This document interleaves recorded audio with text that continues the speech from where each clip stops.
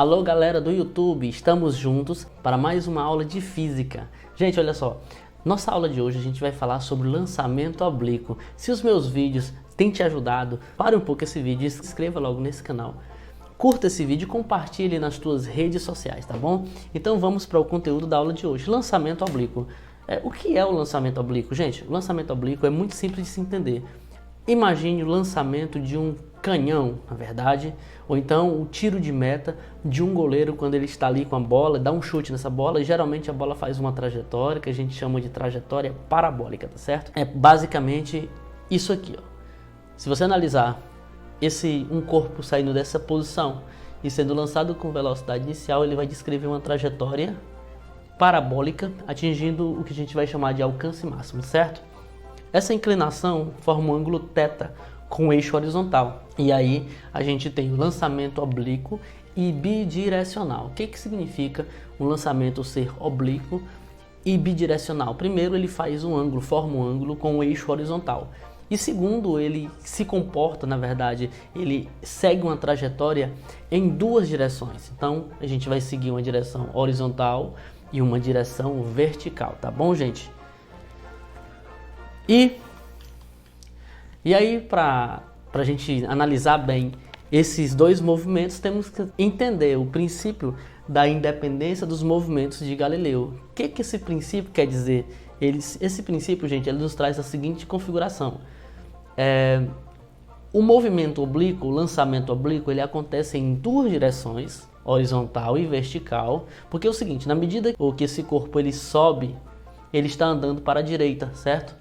E aí ele desce continuando para a direita. Então ele sobe, desce e anda para a direita na nossa configuração aqui. Então o que Galileu diz? Ele diz o seguinte, que esse movimento ele é simultâneo, acontece no mesmo intervalo de tempo e são independentes, tá bom? Ou seja, o movimento na horizontal não depende do movimento na vertical. Vamos ver as características desses movimentos separadamente, tá bom?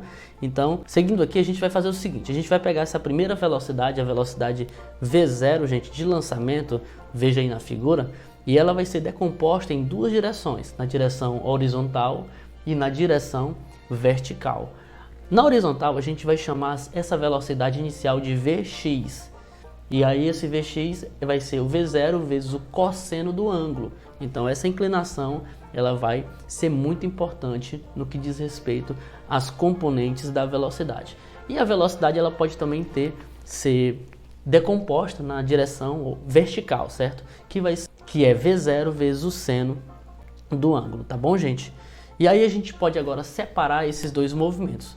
O movimento pode ser estudado somente na horizontal e logo em seguida a gente pode estudar esse movimento somente na vertical. Vamos agora analisar o movimento na horizontal. Galera, é o seguinte, se você analisar bem, na nossa primeira figura, quando a gente lança um corpo obliquamente, ele vai descrever uma trajetória que, analisando só o eixo X, essa trajetória é retilínea e ela é uniforme. Analise bem, a velocidade vai ser constante no decorrer do tempo. Então, se é movimento uniforme, você vai lembrar daquela função horária da posição. Espaço é igual ao espaço inicial mais a velocidade vezes o tempo.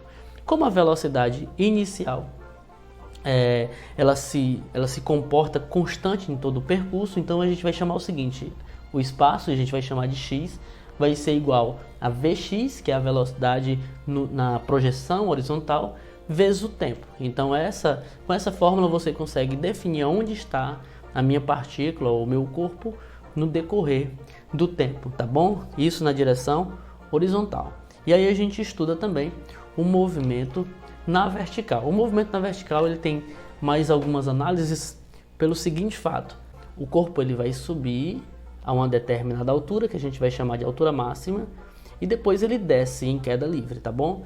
Então, se a gente analisar esse movimento, se ele sobe, para e desce, esse movimento ele é uniformemente variado, tá bom? E sendo uniformemente variado, a gente vai seguir as equações ou as funções horárias do MRUV, movimento retilíneo uniformemente variado, que agora a gente vai estar sob a ação da aceleração gravitacional, viu, gente? E na maioria dos exercícios, essa aceleração vai ser aproximada para a gravidade. Gente, todo o nosso estudo está desprezando-se a resistência do ar, tá bom? Então vamos aqui para o movimento na vertical, né?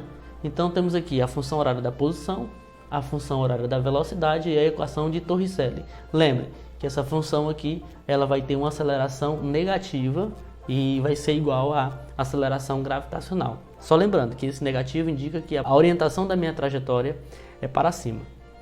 Tá bom, gente? Na aula 2 a gente vai desenvolver e falar sobre o alcance horizontal máximo e o tempo de voo, né? Que vai ser o tempo de subida mais o tempo de descida. Se esse vídeo te ajudou, se esse vídeo foi bacana, curta e compartilhe nas tuas redes sociais.